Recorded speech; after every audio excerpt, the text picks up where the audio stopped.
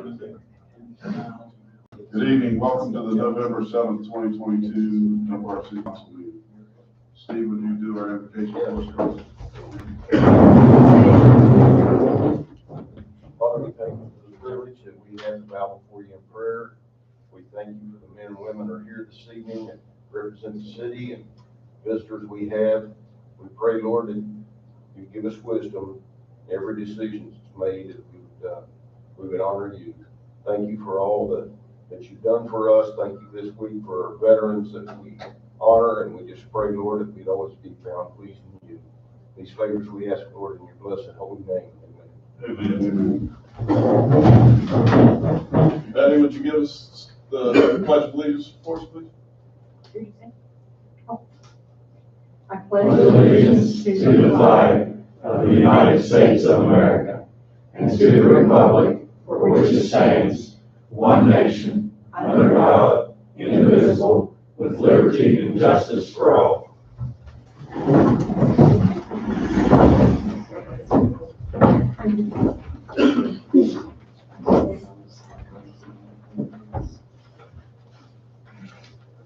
Clerk Faulkner couldn't be here tonight, so I'll do the roll call. Steve Arnott. Here. Mike Scipio. Here. Doug Fleshman. Here. Bobby Yeager. Here. Greg Wolf. Here. Sharon Haynes. Here. Jim Hughes. Here. Linda Boggs. I'm here. Having a quorum present, I now declare this meeting open for business.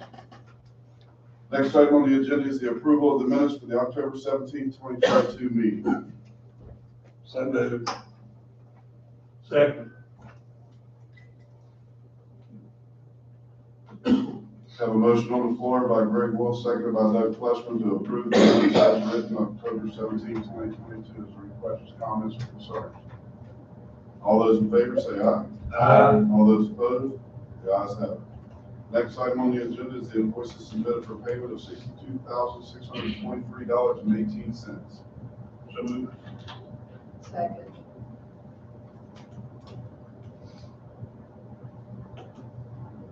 Have a motion on the floor by Mike Scipio, seconded by Linda Boggs to pay the invoices submitted for payment of $62,623.18. Any questions, comments, or concerns? All those in favor say aye. Aye. All those opposed? The ayes have it. Next item on the agenda is the approval to adopt a Region 3 hazard mitigation plan. This is a flood plan that is every year. We just it's a renewal basically, and I've got to have permission to renew it. It doesn't cost anything. We just got to sign an agreement with the state. Make a motion, we approve.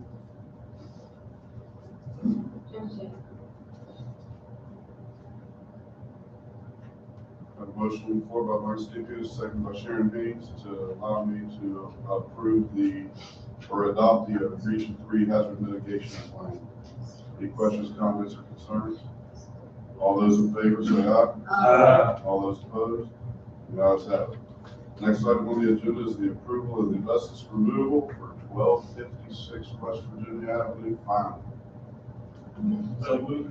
Make a motion, we approve the agreement with Prime in the amount of $1,292 for asbestos. Also,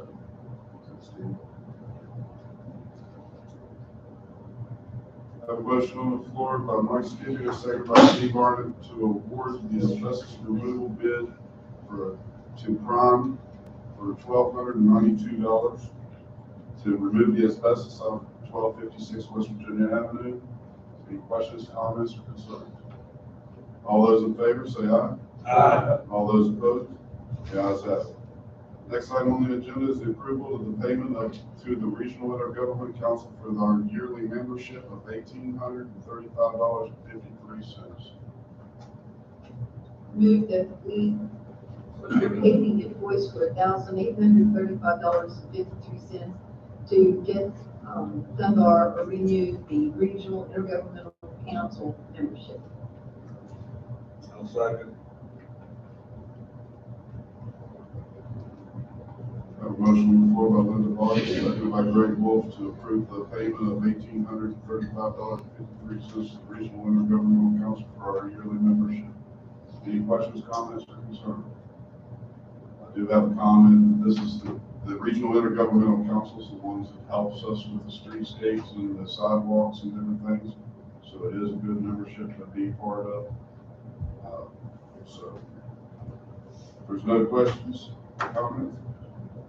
All those in favor say aye. Aye. All those opposed? The ayes have it. Next item on the agenda is Police Chief Brian Oxley. Last couple of weeks, of course, it's been busy. We had a successful Blue Bash. Very, very busy for anybody that was there. It was overly busy, but no incidents there, no incidents of trunk or treat that we were with, no incidents on Halloween night. There were a lot of good control out for that. Now we're gearing up for Christmas season, the parade and everything. Other than that, I'll stay for any questions anybody might have. I had a call today from a lady wanting to get a permit for a parade for I'm a vote. the, I mean, to talk to you. They will figure out if I have to issue it or if you do. Fire Chief Jason Parker. Mayor, council, sort of echo what Ryan said there. We were at the Blue Bash. It was 2 hours nonstop. It was a busy evening. The trunk or treat at Kroger, I was not at that one, but the guys were, so they had a great time, pretty good turnout. Trick or treat night, I think they said we had about 20 come past the fire station, but we were there. The guys were out there giving out candy. Usually November to about February is our busy time of the year. Space heaters, chimneys not being cleaned. That seems to be our busiest part of the year. People not being careful with heaters and fire safety. So our two new guys went on shift. I think the last time we were here, according to their shift commanders, they've done an excellent job. Again, we had two great hires there. So other than that, I'll take any questions. You are full passion now. We are. Yes, so you should see a decrease in, after the first year, you should see a decrease in your. Public Works Director, Donnie Spratt. Just a few things to touch on. We do have 150 tons of salt in. We have a salt building just about one forward. About 6 feet coming out into the yard. We do that up full. We have the truck. It's getting everything put on it. Right now the blade is on. We're just waiting for it to get the electric hooked up to the new scrub. The ice fan and liquid calcium is ordered. It should be in this week. The hoses for our leak machine should be in this week. So we get those on, that'll be going out next week. That's about all I have right now. We advising people to break all their leaves out to the curb and they'll come by and pick them up. I see a lot of people aren't even touching. Whenever we've been doing it, we started taking names and writing down names and orders. We told them we're going to break them out to the curb, close to the curb, you can get them. We've got a 10-foot hose on order, so we should be able to get about 8 feet off the curb. Everything that we've got. So that's supposed to be in this week. Everything was ordered last week and should be in this week. I got a neighbor that's, busting up the driveway and wanting to know, is there anywhere nobody don't throw the dump truck? They bring it to me, I'll take it. It could be as much as a small dump truck. We need to stay across the river or whatever. So I want to say to him, yeah, but you will too. We just use it for people. Yeah. And how are you doing on the alleys, refurbishing of the alleys? We've got one alley done, and then we started hauling off the house, so once we get that done, we can start back again. Is this something that, the driveway, is that something that can be put in the house up off of Roberts Road in the basement to build up that? I don't know what we're gonna need up there, we're not that far into it yet. It's a big hole. It's, Well, I know. This is concrete, something that we can put underground there and then cover with dirt. Probably. You get all that wood stuff out first. Right. You don't have any wood. Sanitary Department Director Matt Dawson. Good evening. Project's going pretty good. Moran Avenue, we get rock. They've got about 8 foot of rock that they're going to have to chip out. It's going to take some time. Project at the plant's going good. Turned in my letter of resignation last Monday to Scott. We'll be leaving December 1st. I want to say it's been an honor, but it's been to work with each and every one. I have any questions? Sorry. The kiosk that was supposed to go up at Wine Cellar? Yes. The trail, is it up? It is up, Okay. both of them. You've But been up up there since? Yes. So, okay, thank you.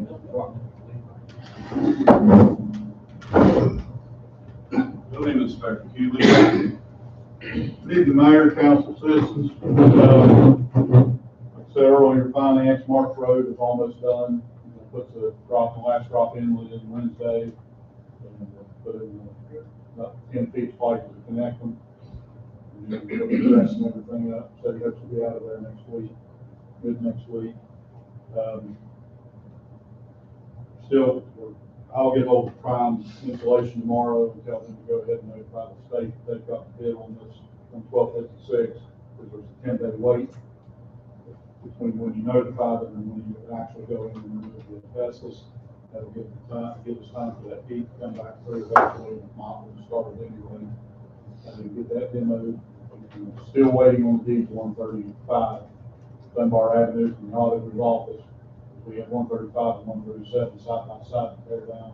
As soon as we get those, so that'll put us up to 8 houses in 5 months. It's pretty good, in my opinion, better than anybody else around here. What else we got going on?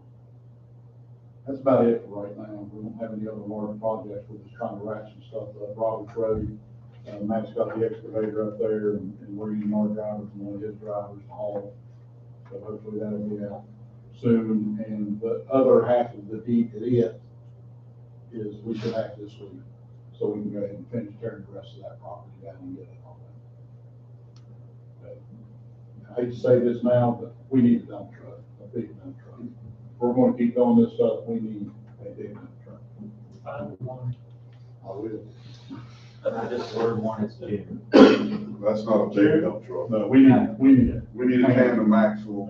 Still will be at least June. We need almost a coal truck size. We're expensive, but if we're gonna continue to do this, we're almost negating our savings by not hiring a contract, by using man hours on the job, to haul the stuff out in these little trucks we have. Doesn't the state turn those in when they're, their big dump trucks that they have? They I know do. where they go. They go They to. just, They got Buchanan. Yep. Or They just had an auction, like October. Up there, Buchanan. And some of the state, what was it called, the Turnpike Division was bringing trucks down here, and that's where we bought one from. And I thought I saw a big tandem dually coming down there the other day, and I ran over there, and they were just coming in to pick something up and leave. I was trying to get us first on the list with the big truck. But as far as finding the money for this, is quite expensive. You're looking at probably $200,000. if we buy brand new. Right. I'll take any questions. Use that garage down on 24th Street, still hadn't had anything done. Spoke to her today. She was on fixed income. That was part of her income on the rental of that. And since it's been unrentable, set her up with somebody that's going to go in and clean it all up. And sure will be calling for a dump truck here. But I spoke to her today, and she's going to get that going. Yeah, you just boards it. Well, boarding it up doesn't do any good really, because they boarded it up, they pulled the plywood off the door, kicked the door open, opened the window on the river side of the house, and left it open about that much, so you wouldn't notice it if you weren't looking for it, and that's how they're getting it now. And then the garages, I went through the garage down there and the carport was after it. So my goal was, got to take all the OSB off the carport, get in there and clean up all the stuff out of the garage, lock the garage door, and we'll be working on that this week. I'm gonna meet the people who are doing the cleaning and doing things. Here's one thing, 46619, if you don't ever see a van sitting out front, they're not in there working. Yeah, I talked to him, I told him the stipulation of them proceeding with the reno is I have to see the doors, because when you walk through that house, you can find it. So what are you gonna do with the garage? I don't know if they're gonna go in there, and I don't know exactly what they're gonna do. If they gotta replace some of the trusses. They'll have to either sister to them or remove them and replace them, depending on how strong they are. But they were supposed, the guy that was down there, he was supposed to have cleaned the garage out also. Well, they have done, not yet. Excuse me.